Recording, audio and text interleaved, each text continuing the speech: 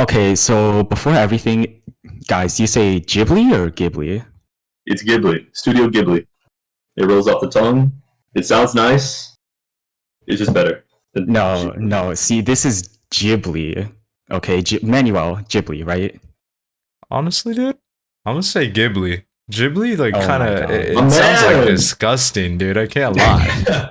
No, see, it's because I'm Asian. It's because I'm Asian. I'm Oh, the only okay, one. I'm the bud. only one who knows how it's properly pronounced. Oh yeah, You're yeah. right. My fault. All right, everyone, welcome back to Mogul Movies. I am Ivan. This is Manuel and Devin. Introduce yourself, boys. Yo, what's up, Hello. guys? Today we are reviewing Spirited Away. This is my personal movie choice, and I love this movie. It's won so many awards, and it's the most popular Studio Ghibli movie that's out there. It's Ghibli? Yeah. Wait, did you just say Ghibli? Oh my god. no, Did you say I- Ghibli? Ghibli. No, hey, there was emphasis on Ghibli right there. Okay. But yeah, I I don't heard know. Ghibli again. I don't know what's going on. Oh my god. The only other movie I can think about rivaling and probably like Howl's Moving Castle. Also a banger movie. Also a banger. See, this is the only thing you need to get right is how you pronounce the name, Devin. Then you'd be golden. Mm. All right, so Spirited Away, in case you haven't watched it by some reason, it's a film directed by Hayao Miyazaki. It stars Chihiro, which is just a little like elementary school girl. She's moving houses, changing schools, going away from all her new friends. It kind of defines how it's scary to like start new things and get into new challenges in a new environment, which I guess it's like a starting relatable thing. Like a lot of people For sure. can relate to how you start new things. Like even just being in her shoes, like moving schools, it's a really scary thing, and it just starts off as like a relatable tone that people just get. Yeah, I can relate to that heavy. 2020, I moved from Tennessee to here in Florida. Went back, new school. I stayed online for a year because I was too nervous to go back with people I didn't know. I'm playing down quarantine for ruining my social skills, I guess. Oh, But yeah, it was quarantine that did that, huh, Devin? it was, I swear. But I'm doing pretty okay now. I can also relate to this really heavily. Back in, I don't think like for elementary, middle, or high school, I never went to one single school. It was always at least two different schools. So like I was never consistently at one school for my entire life. So I can really see how this affects people like having to do new things. But this show really drops the normal pretense fast because once it starts, it just starts and it keeps on going faster. So after like the whole like pretense of moving schools and starting a new life, they start getting into more supernatural aspects, like going across a abandoned road into like just a castle into an abandoned amusement park where it really starts getting like strange, you know?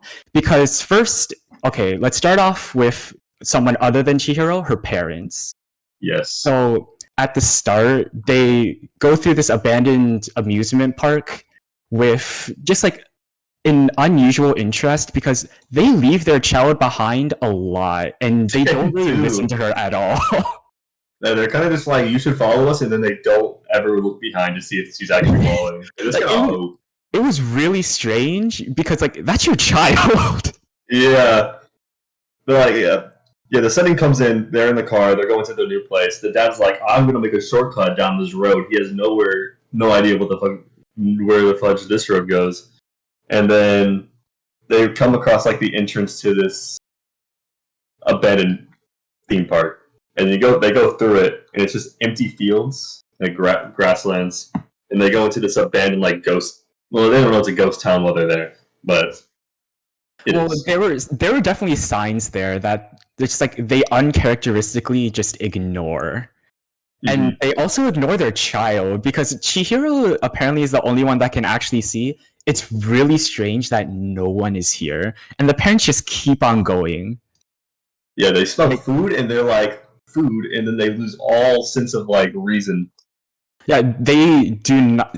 Well, I guess this is the case for some people where their parents just disregard them for their own like needs and wants. Obviously, Hmm. this isn't what Chihiro's parents are normally like. They're obviously under the influence of something, but it is like the biggest plot point that starts everything else in the movie because after this event where she loses her parents and they become pigs after the supernatural magic happens, her Yeah, they parents start are. like Oh yeah, so when Devin mentioned how they smelled food and started to eat, after a they while, she. didn't Hmm? they Oh, didn't go ahead. question the fact that there was no one like at any of these stands. There was just a big thing of food. They're like, you know what? We're just gonna start munching, and they started munching. They're like, we'll pay him back later. And Chihiro was like, yo, we gotta leave.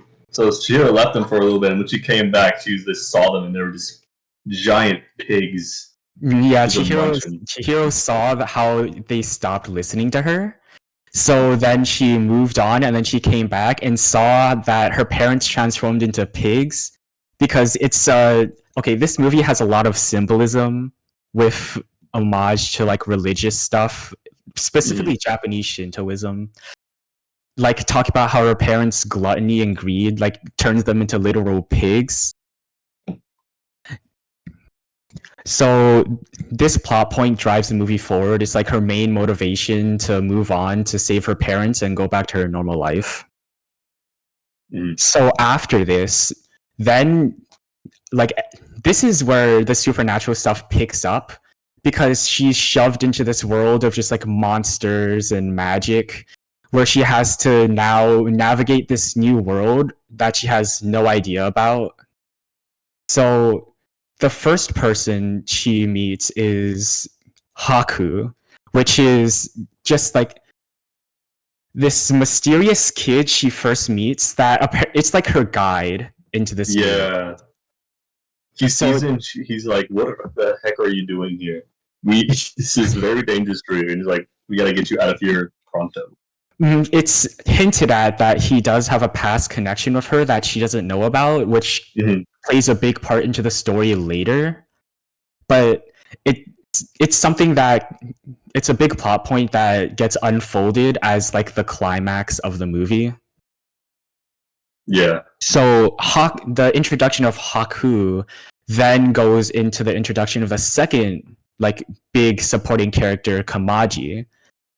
So the big deal of Kamaji is that Haku tells Chihiro that she needs to find work because it's foreshadowed that a person named Yubaba has control. It's like an overlord, a dictator, I guess, of the place where she's now stuck in.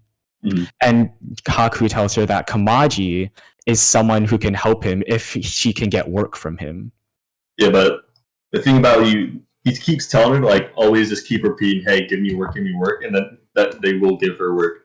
But when we first see Yubaba with Chihiro, she seems pretty dead set on not giving her work, even though she keeps asking. But eventually, she does cave in, and then she's like, "I can't believe I agreed to hiring anybody." I don't know. Yeah, I don't know Well, you what can she keep did. in mind that Yubaba didn't do it because she wanted to. She just did it because she was forced to. So here, you can see that just in like the first couple minutes of seeing Yubaba on screen, you can see how she's just incredibly malicious. It's revealed like really early on how she only really cares about her baby, which is in big quotations. Yeah, negligible. It's a bit negligible there. Her baby is the only thing she really cares about, and she begrudgingly gives Chihiro a job just to calm the baby down. Mm-hmm. So it's then revealed how Yubaba, like how she exploits the people that work there. So her system is how she takes people's names and uses that as leverage to make them work there against their will. Yeah, what was the name she gave to Chihiro? I So forgot. it's actually a really cool like Japanese kanji thing. Since you can take out the characters of Chihiro and you can take out the front and back parts, you can shorten it to Sen. Sen, that's right, that's right. Mm-hmm. So I guess you can see this in the lens of how it can be portrayed in real life, because there's obviously going to be situations where people have something on other people, like blackmail or using like a piece of evidence to leverage control over people and exploit them. You can see this with Yubaba, and you can see how it can be done in the real world as well. Like going before she meets Kamaji, we saw a little glimpse of another side character that plays a very big role in the movie, and that's No Face. When Haki was telling her to like hold her breath across the bridge so that the spirits won't notice her, we saw No Face just looking directly at her, unfazed. But he didn't really do anything at that moment. But he's also a big character. No Face comes along a little bit later in the story, but we can jump to that right now. So Yeah, No why don't we Face. elaborate on that? Elaborate on No Face? Yeah. All right. So No Face is a really popular character in Spirited Away. Just like someone who initially appears harmless and later becomes a representation of gluttony and greed and human desire. So No Face's supernatural power works like he offers you something that he sees you desire, and if you take it, it gives him the ability to consume you and then like gain your voice and physical appearance. This is like a really small detail, but it shows like how precious Chihiro is, because she doesn't really take as more than she needs. She doesn't really have greed. You can tell how like pure and innocent she is, because she doesn't really take any of the offerings that No Face offers her. She just gets what she has, and it shows how her only goal is to just get her parents and get back to her own world. Yeah, we see No Face offering her stuff. Mainly the main one I remember is gold, which is actually just dirt. He just disguised as gold. But everyone else in the bathhouse was like worshipping No Face after he showed up. He had like tons of gold. Oh yeah, so No Face's power doesn't actually break the laws of like law of conservation of mass. Yeah. He just turns dirt and makes an illusion to like whatever he sees people desire. So you can see how this is like materialism and greed, because a lot of people do things that are generally just terrible just because they're greedy. So like you can tell how a lot of people do a lot of things for money, or how people gamble and waste their lives away just because like they have a chance of getting it big, and you never know your big break unless you keep gambling or something like that. One more turn. I gotta go one more run. I'll get it, I swear. Exactly. Like, okay, but what if this next one is where I actually get it big?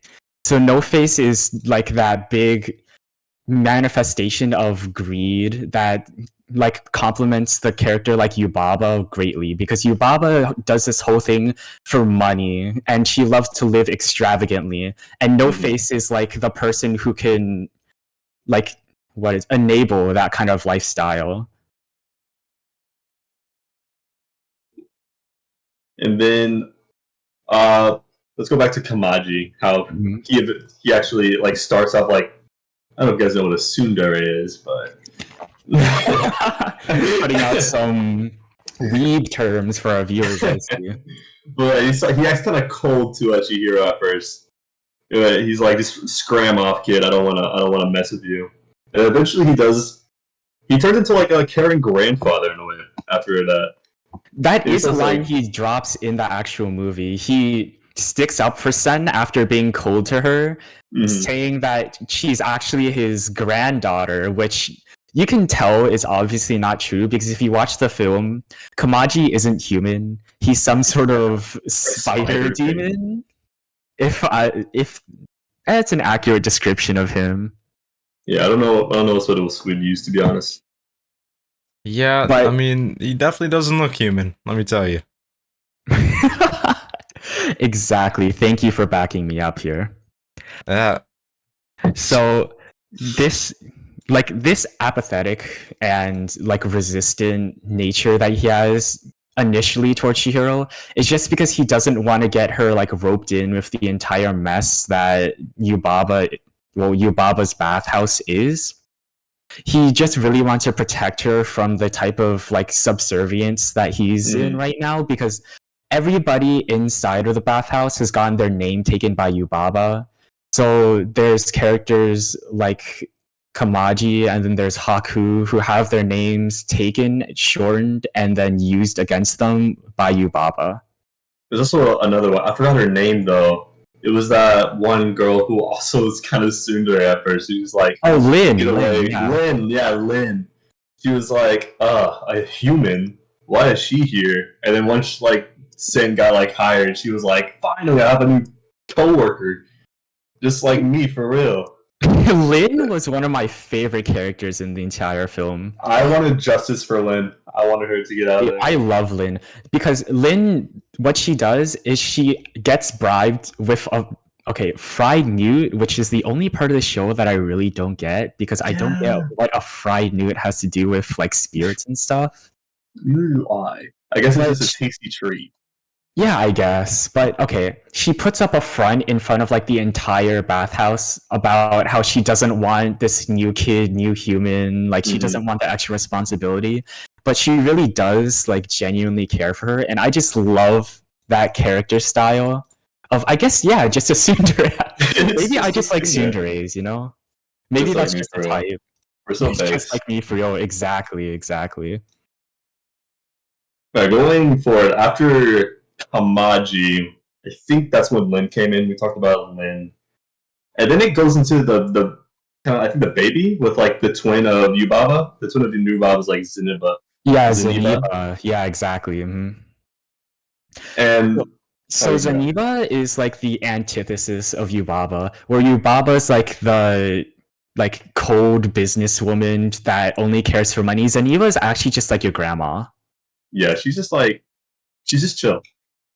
Yeah, she likes to live like a really like frugal countryside life. She just cares for like the small things.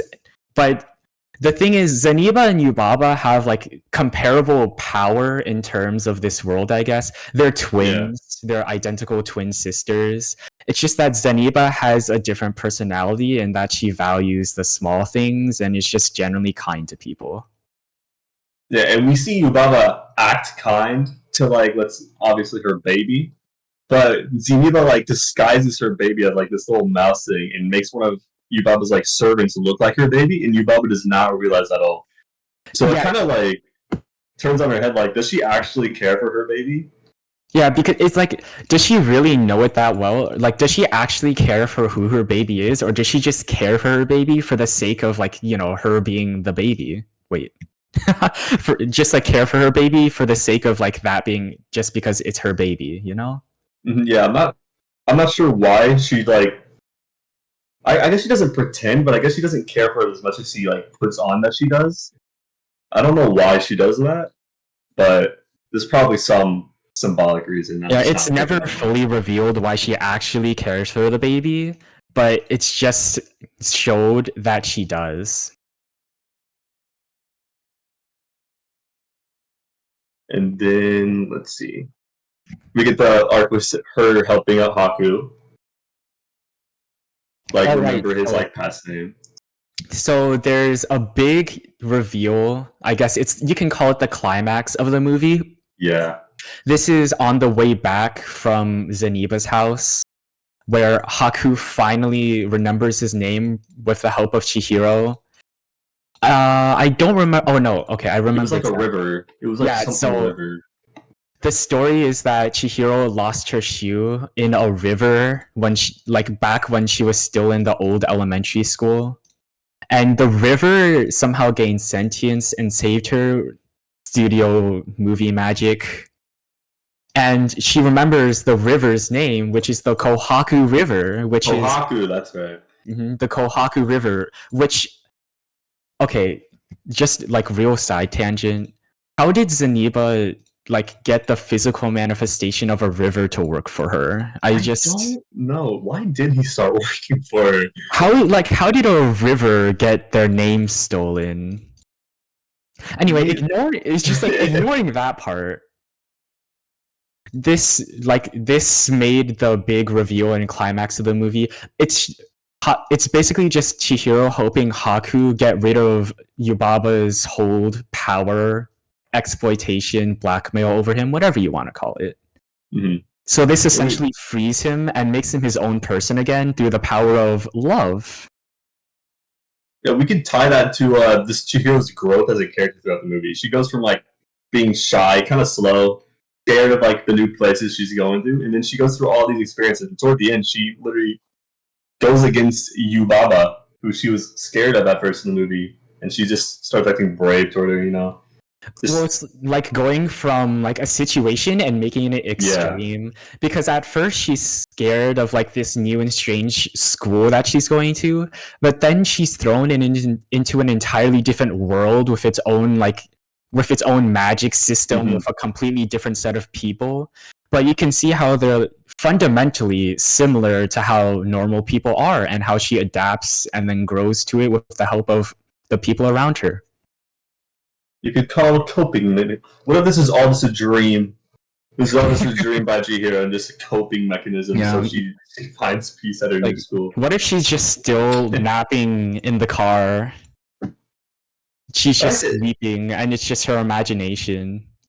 I want to go on a little side tangent as well. Just at the end of the movie, we see like them coming out. Just like her parents, she saved them for the days. We'll go over that in a second.